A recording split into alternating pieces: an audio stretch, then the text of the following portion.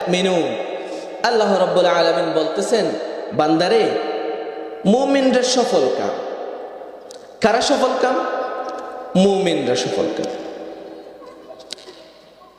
আমার প্রিয় ভাইয়েরা, আপনাদেরকে আমি যদি প্রশ্ন করি, তাহলে এই প্রশ্নটা যদি আমি করি যে দুনিয়ার মধ্যে কে সফল, আপনারা উত্তর দিবেন যার কাছে 5 তলা 3 তলা 10 তলা বিল্ডিং রয়েছে, 20 তলা বিল্ডিং রয়েছে, সেই মূলত সফল। ঠিক কিনা? আপনারা উত্তর দিবেন যার কাছে অট্টালিকা রয়েছে, বিশাল ধন দৌলত রয়েছে, বিপুল পরিমাণের অর্থ রয়েছে, সেই সফল। আপনারা এটাই জবাব দিবেন। কিন্তু আমার প্রিয় ভাইয়েরা, আল্লাহ রাব্বুল আলামিনের দৃষ্টিতে সেই সফল না। আল্লাহ রাব্বুল আলামিন বলতেছেন, বান্দারে কে সফল জানো নাকি? আল্লাহ রাব্বুল আলামিন বলতেছেন, কদ আফলাহাল মুমিনুন, মুমিনরা সফল। মনে করেন একজন মানুষ, সে অন্যায় অপকর্ম, দুর্নীতি, শয়তানি, নষ্টামি, একমাত্র এক কথায় সে অন্যায় কোনো কিছুতে সে নাই। আর ইত্তাকুল্লাহ, আল্লাহকে ভয় করে, এইরকম একজন মুমিন বান্দা, তার কোনো টাকা পয়সা নাই কিন্তু সে সফল। কিন্তু যার কাছে অট্টালিকা আছে, ধন দৌলত আছে, কিন্তু সে মুমিন নয়, মুত্তাকি নয়, সে সফল কাম হতে পারে না। তাই আল্লাহ রাব্বুল আলামিন বলতেছেন, বান্দারে কদ আফলাহাল মুমিনুন, মুমিনরা সফল কাম। আর দুনিয়া এবং আখিরাতের মধ্যে কে সফল জানো নাকি বান্দা? আল্লাহ রাব্বুল আলামিন বলতেছেন, বান্দারে ভালো করে শুনে নাও, ফামান যুহজিহা আনিন নার ওয়া উদখিলাল জান্নাতা ফাকাদ ফাজ। সুবহানাল্লাহ। বান্দারে দুনিয়া এবং আখিরাতের মধ্যে কে সফল জানো নাকি? আল্লাহ রাব্বুল আলামিন বলতেছেন, কিয়ামতের দিন যেই ব্যক্তি জাহান্নাম থেকে বেঁচে গিয়ে জান্নাত লাভ করতে পারবে, প্রকৃতপক্ষে সেই ব্যক্তি সফল। সুবহানাল্লাহ। আমার প্রিয় ভাইয়েরা, সেই সফল। এই যে জান্নাত, এই জান্নাতের জন্য সাহাবায়ে কেরামরা অনেক বেশি পাগল পারা ছিলেন। এই জান্নাতে যাওয়ার জন্য নিজের ধন দৌলত, অট্টালিকা, টাকা পয়সা, ধন দৌলত সব কিছু বিনিময়ে তারা চেয়েছে শুধুমাত্র জান্নাত। নিজের জানটা শুদ্ধ বিলিয়ে দিয়ে, শুধুমাত্র ইসলামের পক্ষে নিজের জানটা বিলিয়ে দিয়ে তারা চেয়েছে জান্নাত লাভের আশা করেছে। সুবহানাল্লাহ। আমার প্রিয় ভাইয়েরা, সাহাবায়ে কেরামরা কেমন জান্নাতের জন্য কেমন পাগল ছিলেন? একটা হাদিস থেকে একটা কথা বলি, সাহাবায়ে কেরামরা কি রকম পাগল ছিলেন। মদিনায় একজন এতিম ছেলের বাগান ছিল। এতিম ছেলের একটা খেজুরের বাগান ছিল। পাশে ছিল একজন আবু লুবাবা নামক একজন সাহাবীর বাগান ছিল। দুইজনের বাগান পাশাপাশি।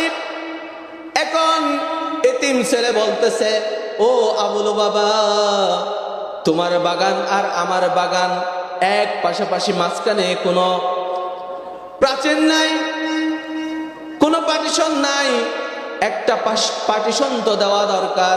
এখন কি করা যায়? আমি একটা পার্টিশন দিতে চাই, তুমি কি বলো? তখন পার্টিশন যখন দুইজনের সম্মতির ক্রমে যখন পার্টিশনটা যখন দিতে গেলেন, তখন দেখতেছে এতিম ছেলে খেজুরের বাগানের মধ্যে আবু লুবাবা নামক সাহাবীর একটি খেজুর গাছ তার বাগানের মধ্যে চলে এসেছে। এখন বেজাল লেগে গিয়েছে। এখন এতিম ছেলে বলতেছে, ও আবু লুবাবা, তুমি আমাকে এই খেজুর গাছটা যখন আমার বাগানের মধ্যে চলে আসছে, তুমি আমাকে এই খেজুর গাছটি হয় তুমি আমাকে বিক্রি করে দাও, আর না হলে তুমি আমাকে দিয়ে দাও। প্রস্তাব কয়টা? দুইটা প্রস্তাব। হয় তুমি আমাকে দাও, দিয়ে দাও এমনিতে, আর না হলে তুমি আমাকে বিক্রি করো। এখন এতিম ছেলে এই দুইটা প্রস্তাব তার কাছে রাখলেন। এখন আবু লুবাবা এই দুইটা প্রস্তাবের মধ্যে একটাতেও সে রাজি হলো না। সে বলতেছে আমি বিক্রিও করতে পারবো না, আবার দিতেও পারবো না। এই নিয়ে এবার বিচার লেগে গেল।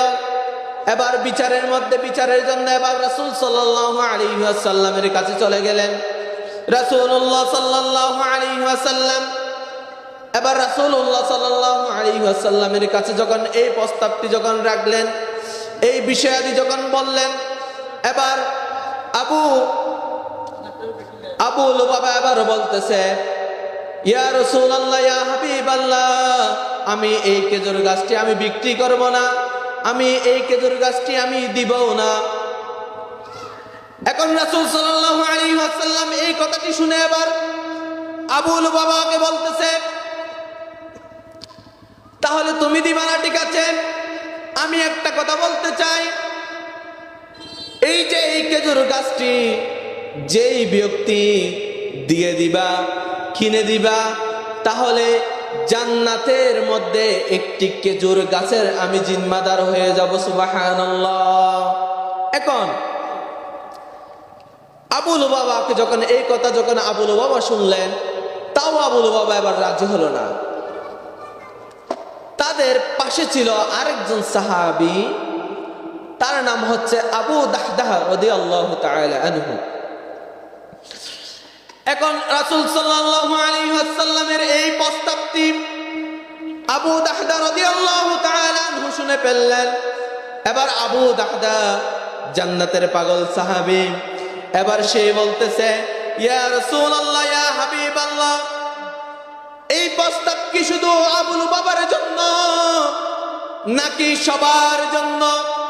এই কথাটি যখন বললেন, রাসূল সাল্লাল্লাহু আলাইহি ওয়াসাল্লাম বলেছেন ও আবু দাহদাহ, ভালো করে শুনে নাও, আমি এই প্রস্তাবটি শুধু আবু লুবাবার জন্য আমি দেই নাই, এটি সকলের জন্য।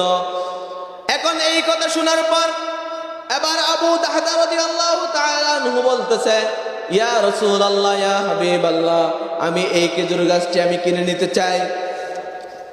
এবার রাসূল সাল্লাল্লাহু আলাইহি ওয়াসাল্লাম বলতেছেন ঠিক আছে।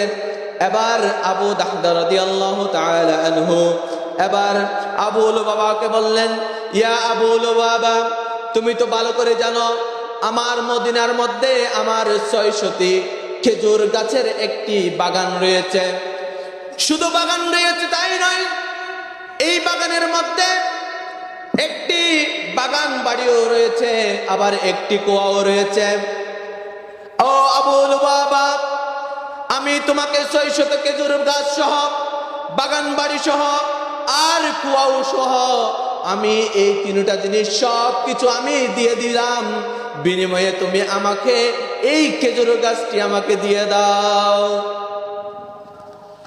আবু লুবাবা যখন এই কথাটি যখন শুনলেন, বলতেছে তুমি কি আমার সাথে কি মস্করা করতেছো, ঠাট্টা করতেছো? তুমি কি আমার সাথে ফান করতেছো? তখন আবু দাহদাহ রাদিয়াল্লাহু তাআলা বলতেছেন না, আমি তোমার জন্য তোমার সাথে আমি ঠাট্টা বিদ্রুপ করতেছি না। ও আবু লুবাবা, আমি সত্যি সত্যি বলতেছি, আমি তোমাকে সব কিছু দিয়ে দিলাম, বিনিময়ে তুমি আমাকে খেজুর গাছটি আমাকে দিয়ে দাও। এবার এতিম ছেলে এবার প্রাচীর নির্মাণ করে দিলেন সেখানে। এবার আবু দাহদাহ রাদিয়াল্লাহু তাআলা আনহু তাড়াতাড়ি বাগান বাড়িতে গেলেন। বাগান বাড়ির মধ্যে তাড়াতাড়ি গিয়ে এবার বিবিকে বলতেছে ও প্রাণের স্ত্রী রে, তাড়াতাড়ি বাড়ির মধ্যে যা কিছু আছে সব কিছু নিয়ে তুমি বাহির হয়ে যাও। এবার স্ত্রী বলতেছে কি হয়েছে? তখন বলতেছে আমি এই খেজুর গাছ সহ, বাগান বাড়ি সহ আমি সব কিছু আমি বিক্রি করে দিয়েছি। স্ত্রী মনে মনে ভাবতেছে অনেক দিরহাম দিয়ে সে বিক্রি করেছে। তখন স্ত্রী বললেন, কত দিরহাম দিয়ে তুমি বিক্রি করেছ? তখন সে হাসি মুখে এবারে জবাব দিচ্ছে, প্রাণের স্ত্রী রে, আমি দুনিয়ার কোনো লালচ দিয়ে, দুনিয়ার কোনো স্বার্থে আমি এই সব কিছু আমি বিক্রি করে দেই নাই। আমি শুধুমাত্র একটি মাত্র জান্নাতের একটি মাত্র খেজুর গাছের বিনিময়ে আমার সব কিছু ধন সম্পদ আমি দিয়ে দিলাম। সুবহানাল্লাহ, সুবহানাল্লাহ। সাহাবা একরাম জান্নাতের জন্য এমন পাগল পারা ছিলেন। এখান থেকে শিক্ষা আছে, আজকে আমরা আমাদের জীবনটা আমরা দুনিয়ামুখী করে ফেলেছি। আমরা টাকার পিছনে দৌড়াই, আমরা টাকার পিছনে সব সময় দৌড়াই। আমার প্রিয় ভাইয়েরা, নিজের জীবনকে কোরআনময় করতে হবে, নিজেকে আল্লাহওয়ালা বানাতে হবে।